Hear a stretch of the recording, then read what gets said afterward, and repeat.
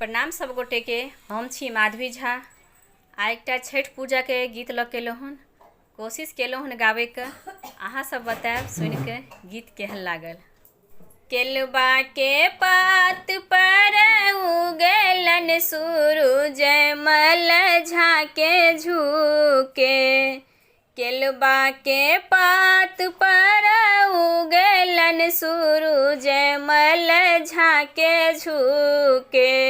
हे करेलू छठ बरतिया से झाके झुके।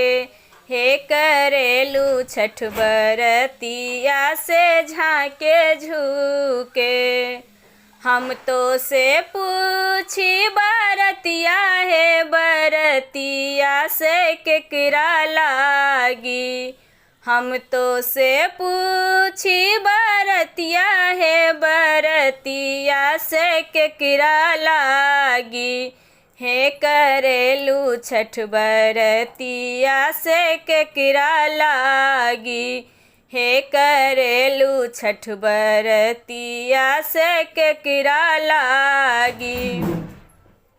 हमरो जे बेटबा पवन ऐसन बेटबा से उनके लागी। हमरो जे बेटबा पवन ऐसन बेटबा से उनके लागी। हे करेलू छठ बरतिया से उनके लागी। हे करेलू छठ बरतिया से उनके लागी।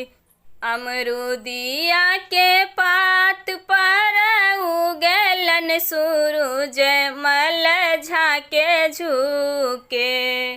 अमरुदिया के पात पर उगलन सूरज मल झाके झुके।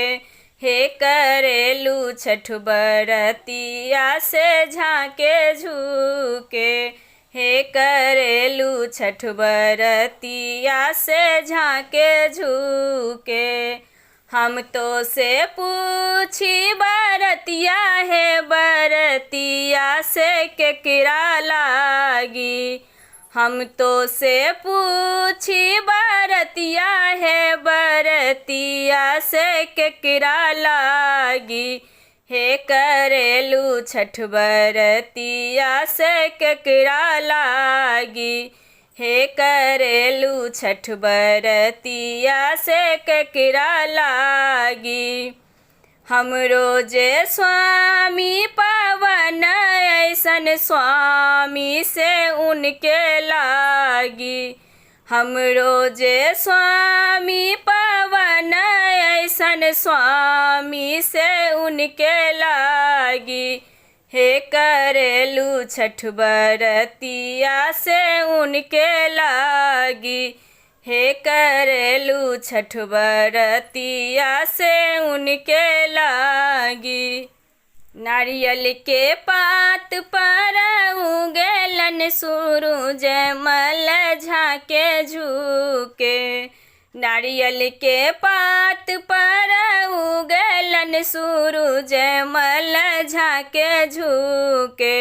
हे करेलू छठ बरतिया से झाके झुके।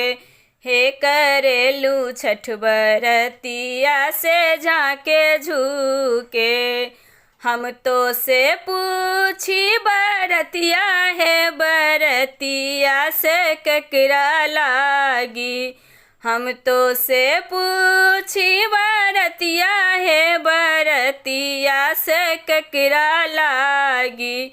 हे करेलू छठ बरतिया से केकरा लागी।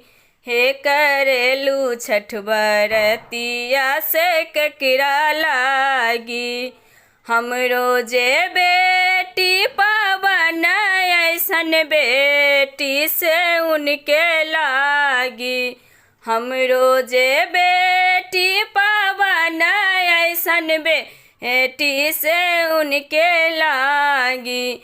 हे करेलू छठ बरतिया से उनके लागी। हे करेलू छठ बरतिया से उनके लागी, हे करेलू छठ बरतिया से उनके लागी।